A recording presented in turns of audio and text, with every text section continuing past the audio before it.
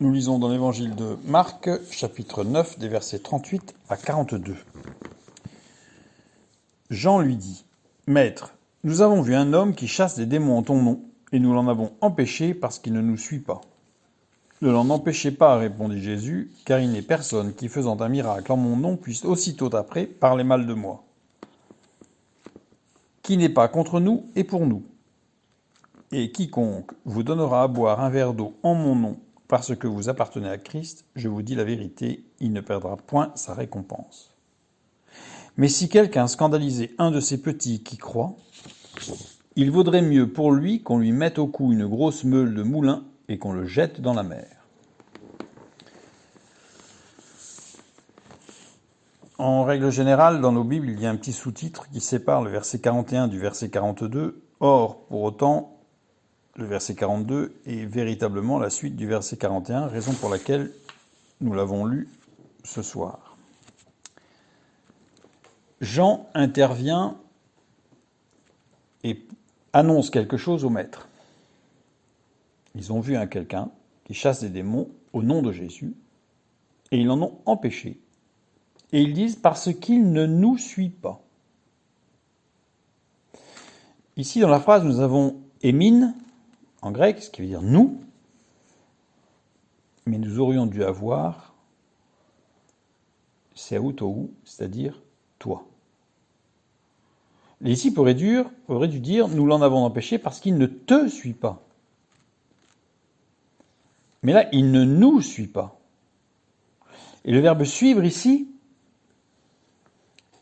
akolouteo, veut dire suivre par l'intelligence, se laisser conduire ou diriger par, suivre l'exemple, se modeler sur, être conséquent, c'est-à-dire se conformer à, être analogue ou semblable à. Je vais reprendre les phrases et en mettant maintenant ce que les disciples ont dit. Il ne se laisse pas conduire par nous. Il ne se laisse pas modeler sur nous. Il n'est pas conforme à nous.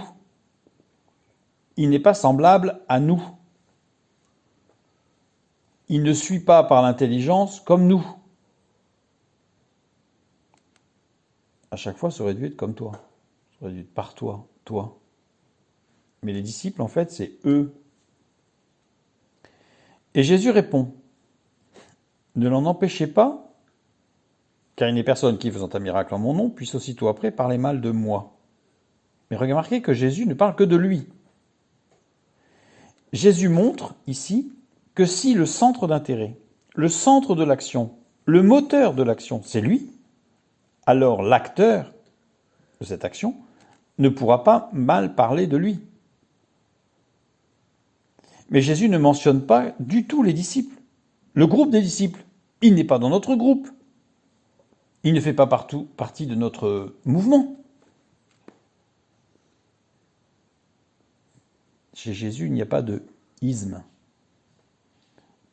On aurait pu imaginer l'apôtrisme, les apôtres, et le nouveau mouvement qui se crée autour des apôtres, l'apôtrisme. Non, Jésus sort complètement des ismes.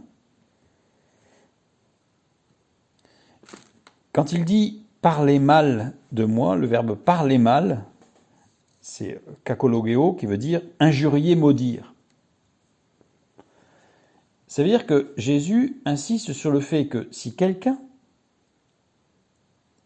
fait un miracle en mon nom, aussitôt après, il ne pourra pas m'injurier. Mais il est possible qu'il dise une bêtise. Parce que dire une bêtise, ce n'est pas injurier quelqu'un. Ce n'est pas maudire. Mais là, il parle vraiment d'injurier. Donc, ça veut dire que de toute façon, la position de cette personne, elle est positive. Peut-être qu'il ne maîtrise pas tout, qu'il ne sait pas tout, qu'il va dire des bêtises. Bon, d'accord. Mais là n'est pas le sujet. Ensuite, Jésus revient et dit « qui n'est pas contre nous et pour nous ». Donc là, il revient dans le groupe. Celui qui n'est pas contre notre groupe, en réalité, est pour nous. Donc ça veut dire que Jésus ne dit pas « il faut que tout le monde intègre notre groupe ». Ça nous rappelle ce que dit l'apôtre Paul dans Philippiens chapitre 1, les versets 16 à 18. Ceux-ci agissent par amour, sachant que je suis établi pour la défense de l'Évangile, tandis que ceux-là, animés d'un esprit de dispute, annoncent Christ par des motifs qui ne sont pas purs et avec la pensée de me susciter quelques tribulations dans mes liens. Qu'importe. De toute manière, que ce soit pour l'apparence, que ce soit sincèrement, Christ n'est pas moins annoncé.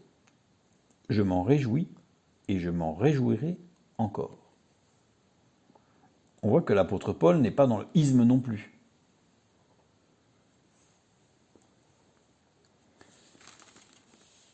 Puis Jésus va encore insister. Quiconque vous donnera à boire un verre d'eau en mon nom. Ça veut dire qu'il donne un verre d'eau au nom de Jésus. Parce que vous appartenez à Christ. Pas particulièrement parce que vous avez soif. Donc, si quelqu'un vous donne un verre d'eau au nom de Jésus, parce que vous appartenez à Jésus, pas parce que vous êtes dans la misère, non. Ça veut dire que Jésus, là, qu'est-ce qu'il fait? Eh bien, il montre que c'est lui le centre d'intérêt, c'est lui le centre de l'action, c'est lui le moteur de l'action. Dans ce cas-là, je vous le dis en vérité, il ne perdra point sa récompense. Remarquez qu'il n'est pas écrit, il gagnera une récompense. Il ne perdra point sa récompense. Jésus ne fait pas d'ironie, le Saint-Esprit non plus. Le verbe perdre ici, apolomie, veut dire rendre inutile. Il ne rendra pas inutile sa récompense. Et le terme récompense ici, mistos, est un terme particulier puisque c'est un terme grec qui désigne soit la solde du soldat, soit l'honoraire du médecin. Alors ce qu'il faut juste savoir, c'est quand même que dans l'Antiquité et sous l'Empire romain, le malade ne paye pas le médecin qui le soigne.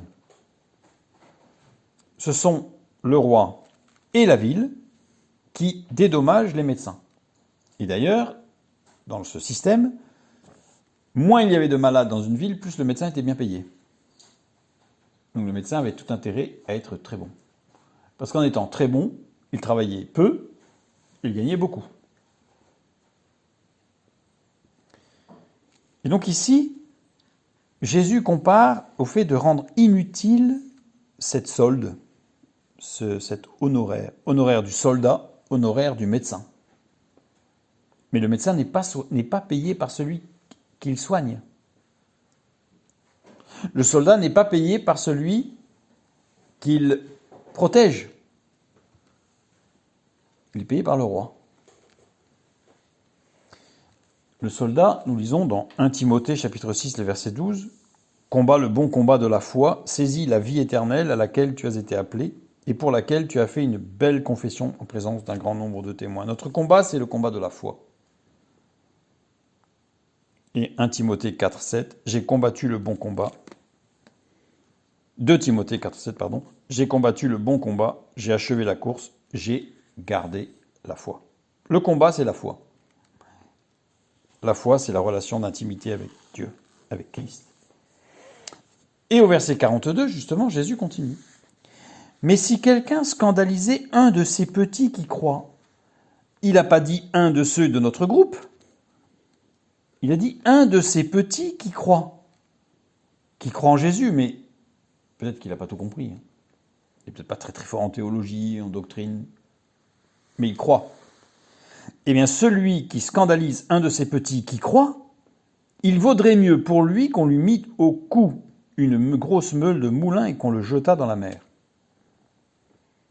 Ici, nous avons une exhortation profonde de Jésus auprès des disciples et pour nous, rapportée par le Saint-Esprit et par les apôtres, par les évangélistes, pardon.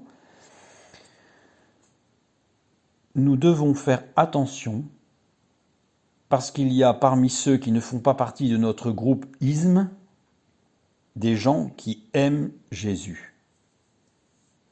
Et nous devons les exhorter nous devons leur apporter un verre d'eau parce qu'ils croient en Jésus, au nom de Jésus.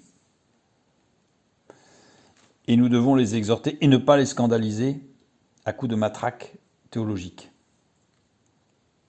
Parce que d'abord, évidemment, nous sommes convaincus que nous sommes dans la vérité, dans notre isme. Mais est-on vraiment certain que notre politique dans le isme qu'on va habiller d'une théologie est la vérité? Prenons garde, restons appuyés sur la parole de Dieu. Notre combat, c'est la foi. La foi, c'est la relation d'intimité avec Dieu.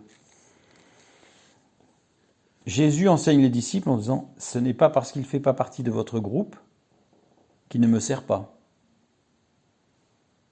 Peut-être qu'il a une lumière, qu'il faut lui apporter certaines lumières sur la vérité. Mais attention à ne pas le scandaliser, parce qu'il vaudrait mieux pour lui qu'on lui mît au cou une grosse meule de moulin et qu'on le jetât dans la mer.